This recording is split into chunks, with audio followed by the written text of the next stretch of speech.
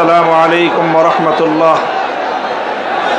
الحمد لله رب العالمين والصلاة والسلام على سيد الأنبياء والمرسلين وعلى آله وأصحابه ومن تبعهم ودعا بدعوتهم إلى يوم الدين. أما بعد، أعوذ بالله من الشيطان الرجيم. بسم الله الرحمن الرحيم.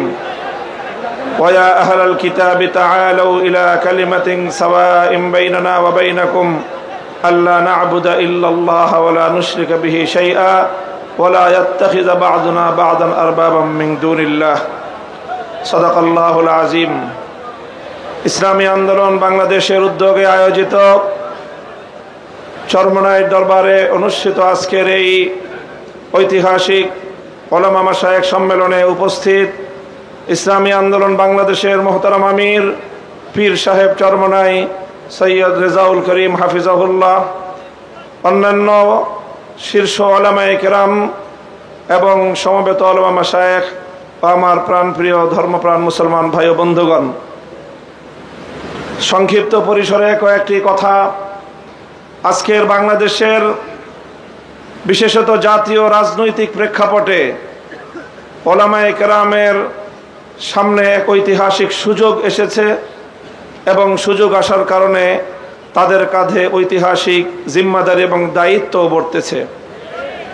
আমরা যদি আজকের এই প্রেক্ষাপটে আমাদের দায়িত্ব পালনে ব্যর্থ হই, ইতিহাস আমাদেরকে ক্ষমা করবে না। এই জন্য যাদের কাঁধে দায়িত্বের বোঝা, আমরা শুধুমাত্র একজন ব্যক্তি নই, যেমন ইতিপূর্বে অনেক ভাই বলেছেন, হযরত শাইখুল হাদিস আল্লামা আজিজুল হক রহমতুল্লাহ আলাইহির দায়িত্বের জোয়াল এখন আমার কাঁধে। হযরত পীর সাহেব মরহুম সৈয়দ ফজলুল করিম রহমতুল্লাহ আলাইহির দায়িত্বের বোঝা আমাদের বর্তমান হযরত পীর সাহেবের উপর। মুফতি ফজলুল হক আমিনী রহমতুল্লাহ আলাইহি সহ আকাবিরদের দায়িত্বের বোঝা আমাদের ভাই মাওলানা মুফতি সাখাওয়াত হোসেন রাজির কাঁধে। এমনিভাবে আমরা বর্তমান প্রজন্ম আমাদের পূর্বসূরীদের রেখে যাওয়া একটি সুন্দর প্ল্যাটফর্মের উপর আজকে আমরা দাঁড়িয়ে আল্লাহর দ্বীনের কাজ করার সুযোগ পেয়েছি। কাজে এই জায়গা থেকে আজকের এই জাতিকে যদি আমরা নেতৃত্ব দিতে, যথাযথ দিক নির্দেশনা দিতে যদি আমরা ব্যর্থ হই, তাহলে আমাদেরকে অনেক বড় মাসুল গুনতে হবে, দুনিয়াতেও এবং আখিরাতেও। আমি আজকের যে জাতীয় চাহিদা, বিশেষ করে সারা বাংলাদেশের সকল ধর্মপ্রাণ শুধু নয়, যারা ধর্মকে ভালোবাসে অন্তত তারাও, ইসলাম প্রেমী সকল মানুষের অভিন্ন চাহিদা হলো ইসলামী নেতৃত্ব তারা ঐক্যবদ্ধভাবে জাতির সামনে অগ্রসর হোক, জাতির সামনে উপস্থিত হোক। আমি আমার দীর্ঘ যে পর্যবেক্ষণ বাংলাদেশের ধর্মীয় এবং রাজনৈতিক অঙ্গন নিয়ে, সেটা আমি দেখি যে বাংলাদেশে আমরা আলহামদুলিল্লাহ ইসলামিক দৃষ্টিকোণ থেকে আমাদের পার্শ্ববর্তী উপমহাদেশের অন্যান্য দেশের তুলনায় আমরা অনেক সহনশীল একটি জায়গায় রয়েছি। আমাদের বাংলাদেশে ইসলামপন্থীদের মধ্যে পারস্পরিক ঈমান এবং কুফরির কোনো ইখতিলাফ নেই, মতবিরোধ নেই, যেটা আমাদের পার্শ্ববর্তী দেশগুলোতে রয়েছে।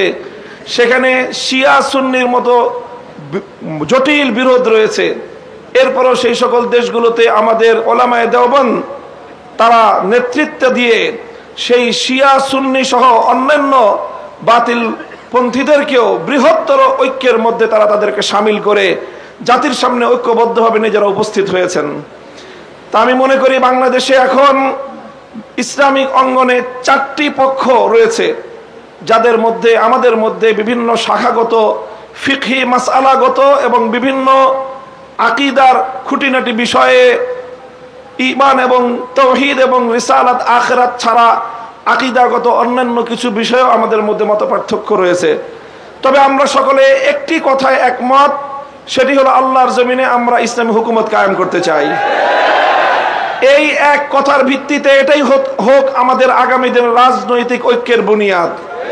যারা যারা আল্লাহর জমিনে কোরআনী শাসন কায়েম করতে চায়, তারা আমরা আগামী দিনে একটি ব্যালট বাক্স নিয়ে জাতির সামনে আমরা এক মঞ্চে হাজির হব। আমি মনে করি বাংলাদেশে অনেকগুলো ইসলামিক মহল থাকলেও বাংলাদেশে ধর্মীয় এবং ইসলামী সেক্টরের কিয়াদত ওলামায়ে দেওবন্দের হাতে। এটার মধ্যে কোনো ধরনের দ্বিমত অথবা কোনো সংশয়ের কোনো অবকাশ নেই। বাংলাদেশে যদি 4 লক্ষ মসজিদ থাকে, 3.5 লক্ষ মসজিদের ইমামতের এবং মেম্বারের দায়িত্ব ওলামায়ে দেওবন্দের হাতে। কাজেই ধর্মীয় সকল অঙ্গনগুলোকে ঐক্যবদ্ধ করার ঐতিহাসিক দায়িত্ব ওলামায়ে দেওবন্দের কাঁধে। আর এ কথা অস্বীকার করার কোনো উপায় নেই। দেওবন্দি ওলামায়ে কেরামের সাথে সংশ্লিষ্ট যতগুলো রাজনৈতিক সংগঠন রয়েছে, তার মধ্যে সর্ববৃহৎ রাজনৈতিক সংগঠন ইসলামী আন্দোলন বাংলাদেশ। কাজেই সেই জায়গা থেকে ইসলামী আন্দোলন বাংলাদেশের দায়িত্ব সবচেয়ে বেশি। আলহামদুলিল্লাহ, আমি সাক্ষী দিচ্ছি লাখো জনতার এই মজমায় আমরা হযরত পীর সাহেব চরমনায় সৈয়দ রেজাউল করিম সাহেব হাফিজাহুল্লাহর মধ্যে সেই উদারতা এবং সেই আন্তরিকতা আমি প্রত্যক্ষ করেছি, আমি সাক্ষী দিচ্ছি। এজন্য আমরা আশাবাদী আগামী দিনে ইনশাআল্লাহ আমাদের ঐক্য প্রতিষ্ঠিত হবে। এই জন্য আমাদের যেই কথা আমরা একমত, সেটা হলো আগে আমাদের ওলামায়ে দেওবন্দের নেতৃত্বে যে সকল রাজনৈতিক সংগঠনগুলো পরিচালিত হচ্ছে, আমরা আমাদের মধ্যে আমাদের ঐক্যকে আরো সংহত এবং মজবুত করব। ইতিমধ্যে আমির হেফাজত আল্লামা শাহ মুহিবুল্লাহ বাবুনগরী হাফিজাহুল্লাহর পক্ষ থেকেও আমাদেরকে সকল সংগঠনকে এই দাওয়াত দেওয়া হয়েছে। কাজী ইনশাআল্লাহ আমরা আশা করছি যে অদূর ভবিষ্যতে অনতিবিলম্বে আমাদের ঘরানার সবগুলো রাজনৈতিক সংগঠন আমরা সীসাডালা প্রাচীরের মতো ঐক্যবদ্ধ হব।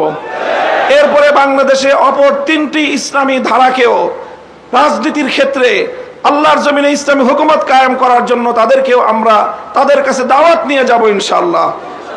সেটা হলো, একদিকে বাংলাদেশে আরেকটি অঙ্গন রয়েছে আহলে হাদিস সম্প্রদায় হিসাবে বিশাল একটা সম্প্রদায় বাংলাদেশে রয়েছে।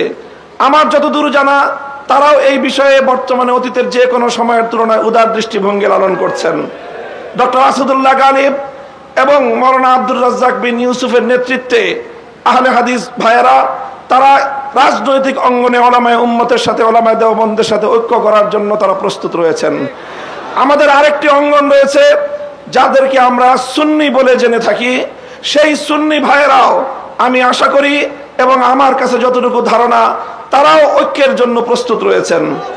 তৃতীয় যে আরেকটি গ্রুপ রয়েছে জামায়াতে ইসলামী বাংলাদেশ, যারা দীর্ঘদিন ধরে রাজনৈতিক অঙ্গনে আল্লাহর জমিনে আল্লাহর আইন বাস্তবায়ন করার স্লোগান নিয়ে যারা কাজ করছেন, তাদেরকেও আমরা উদাত্ত আহ্বান জানাবো এবং তাদের কাছে আমরা দাওয়াত নিয়ে যাব। এইভাবে ওলামায়ে দেওবন্দ যদি ঐক্যবদ্ধ হয়ে আহলে হাদিস, সুন্নি, জামায়াতে ইসলামী সহ ঐক্যবদ্ধ হতে পারে, বাংলাদেশের উম্মতের ওলামায়ে কেরামের কাছে জিজ্ঞাসা করা ছাড়া কোন রাজনৈতিক সিদ্ধান্ত গ্রহণ করা যাবে না। বাংলাদেশ ইনশাআল্লাহ আল্লাহর নিজাম অনুযায়ী চলবে, কোরআনী শাসন বাস্তবায়ন হবে ইনশাআল্লাহ। সেই দিন আমরা দেখতে পাবো, আমাদের হায়াতে, আমাদের জীবদ্দশায় দেখতে পাবো। আমি আশা করি আগামী নির্বাচন হবে আমাদের জন্য সেই ধরনের বৃহত্তর একটি ঐক্য জাতিকে উপহার দেওয়ার মোক্ষম সময়। আমি আপনাদের সকলের কাছে দোয়া চাই যে এভাবে যেন আমরা আমাদের ভূমিকাগুলো পালন করে যেতে পারি। বাংলাদেশ খেলাফত মজলিসের পক্ষ থেকে আমি আজকের এই ভর মজলিসে এই ধরনের কার্যক্রম পরিচালনায় আমাদের শতভাগ উদারতার এবং আন্তরিকতাপূর্ণ ভূমিকা পালন করার প্রতিশ্রুতি দিয়ে যাচ্ছি ইনশাআল্লাহ। নাসরুম মিনাল্লাহি ওয়া ফাতহুন করিম। আসসালামু আলাইকুম ওয়া রাহমাতুল্লাহ।